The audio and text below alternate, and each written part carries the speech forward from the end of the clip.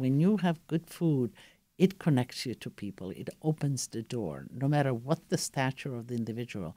So you're talking about, have I cooked for presidents? Yes, the Bush, Clinton.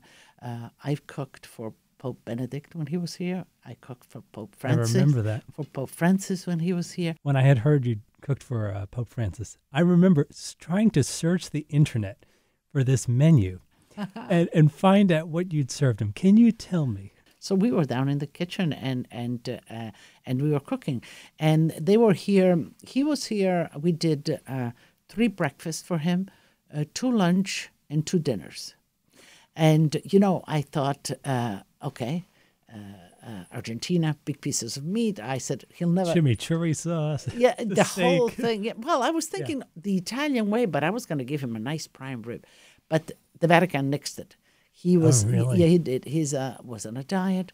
And so the next thing that I reverted to, his Italian descent, his Piemontese. They love their rice.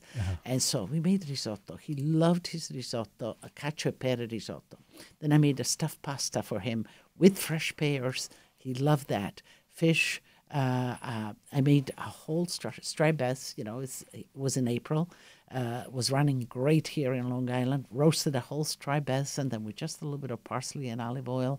Lots of vegetables. He likes his dessert, so I made a peach tart, an apple strudel. Were you there each day? I mean, you were cooking all day. All day. We were there in the morning. I mean, he would get up fairly early. Breakfast was, I think, at 6 o'clock. So, we got there at about 4:35, and then we stayed there for the whole day. It was actually living was great. Do you know that he just came in the kitchen, walked in the kitchen one afternoon.